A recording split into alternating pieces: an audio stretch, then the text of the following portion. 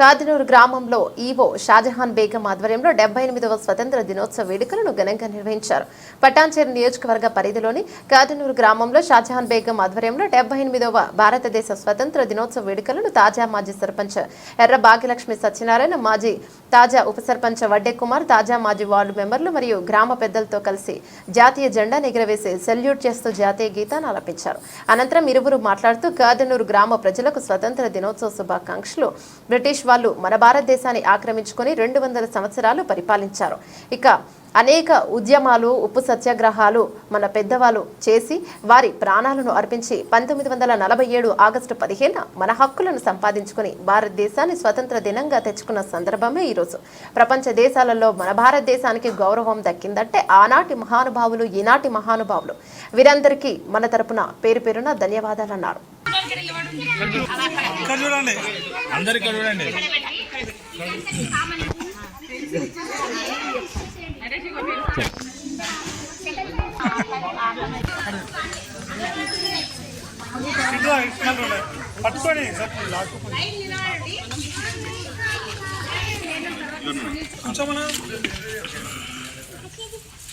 పిల్లలు అందరికీ చూడురి.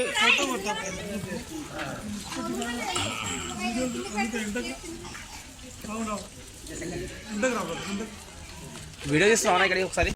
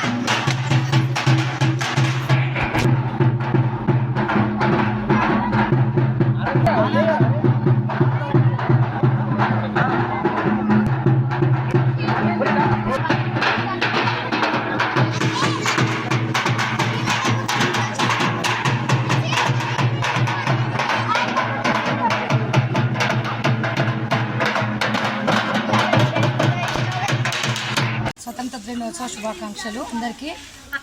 మన రాష్ట్ర స్థాయిలో మన కాదనూరు గ్రామము అవార్డు అందుకొని ఈరోజు గర్వంగా ఊర్లో ప్రతి ఒక్క పని ముందంజలో ఉన్నది. దానికి నేను గర్వంగా ఫీల్ అవుతున్నా.